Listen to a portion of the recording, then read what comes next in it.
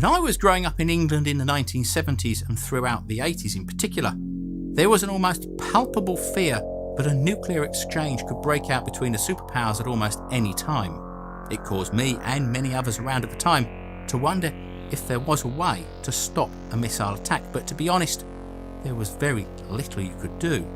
If you lived in a big city or near a military base, there was nothing to stop an Icbm or an intercontinental ballistic missile once it was on its way, and with the 4-minute warning we had here in the UK, you might as well just have one last game of Missile Command and hope for a quick end.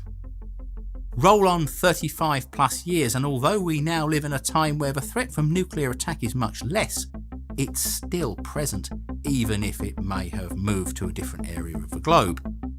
So with the advancement of technology, can we stop a missile attack now once it's started? Ever since the first missiles were developed by the Germans in the latter part of the Second World War, they have struck fear into the hearts of many, certainly those in the vicinity of the receiving end. The primary reason for this is the way they deliver their payload. Unlike planes or cruise missiles, which by comparison are quite slow and travel normally at subsonic speeds, leaving them susceptible to anti-aircraft fire or surface-to-air missiles, an Icbm is usually launched high above the atmosphere into space, where the warhead then separates from the main body and it falls back to Earth. Because of the ballistic trajectory, the speed of these warheads, even when they come through the denser atmosphere, is still in the region of 15 to 20,000 miles an hour, 24 to 31,000 kilometers an hour, up to 5 miles or 8.6 kilometers per second, around Mach 25. It's this speed which makes them so difficult to stop because everything happens so fast. The detection of an attack, the coordination of countermeasures and the launch of any defensive options has to happen within minutes and is one of the most difficult technical and engineering challenges around. And that's without the attacker's countermeasures, which we'll come to later.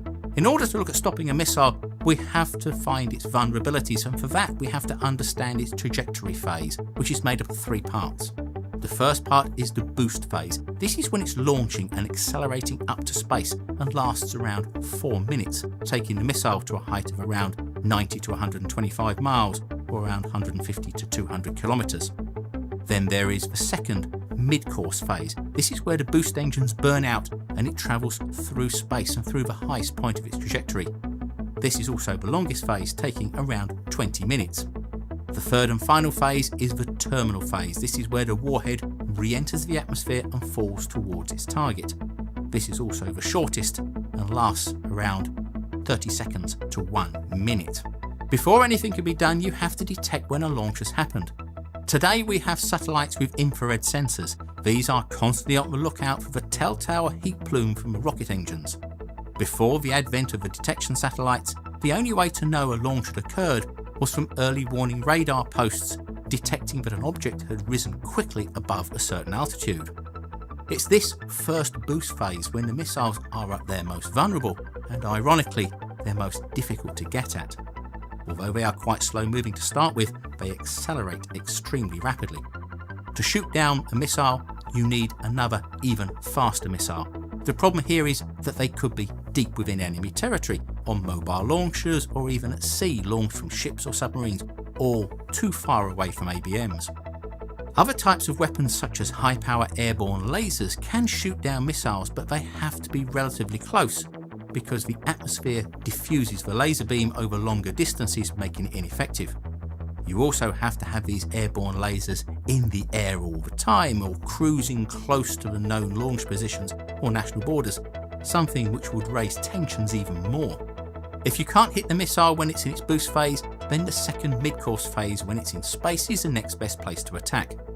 This is the longest phase, lasting up to 20 minutes, but it's here that the Icbm can fight back with countermeasures. Many Icbms can hold more than one warhead. International treaties limit it to 10, yes, 10 separately targeted warheads, but that's not all. To confuse the defender's detection and tracking systems, the missile will also carry decoys, mylar balloons, which will inflate when the warheads detach. These float along with the missile debris and the warheads and often are shaped and painted to look like warheads. To the defender's radar systems, these all look like potential targets. But which ones do you go for? With a limited number of ABMs available, pick the wrong ones and you will be letting the real warheads through. There have been several attempts to make systems that try to destroy the missiles when they're in space. The most famous was Reagan's Star Wars, or the Strategic Defense Initiative. This was to build a space-based defense system using high-powered lasers to disable multiple targets before they fell back to Earth. The technology, on the other hand, was not capable of delivering this during the 80s, and to be honest, it's only really starting to become practical now. The method, which has been proven to work, although on a limited scale and against a limited number of targets, just normally one at a time so far, is the kinetic impact or kill vehicle. These are small non-explosive devices that weigh around 4 kilos or 10 pounds that are launched into space on an ABM to intercept the incoming targets. These are released once in space and have onboard navigation thrusters so they can be guided to crash into the oncoming warheads or decoys. In the mid-2000s, this idea was expanded with the MKV or multiple kill vehicle.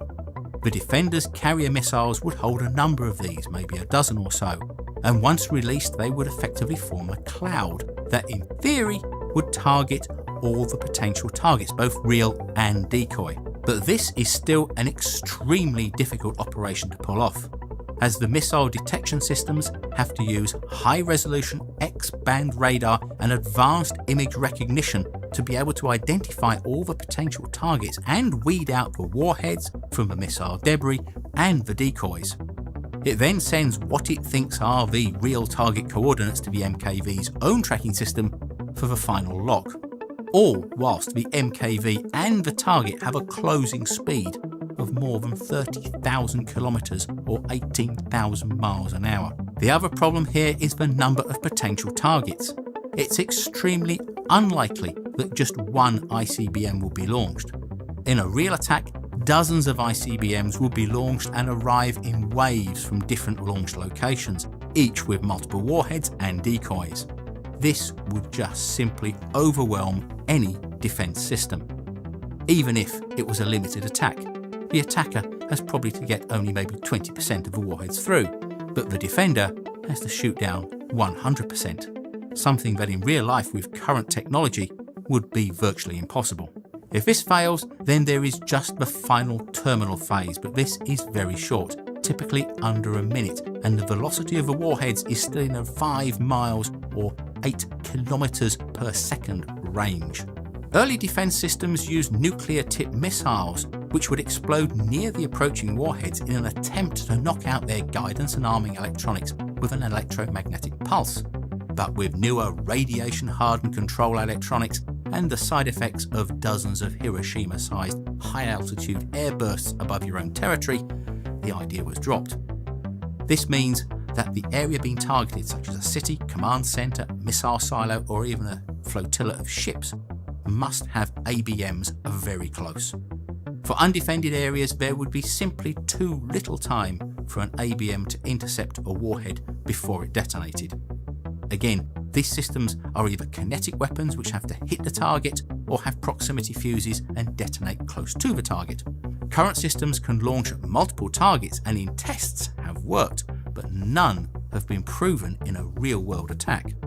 In the end, we just still cannot defend against an all-out attack.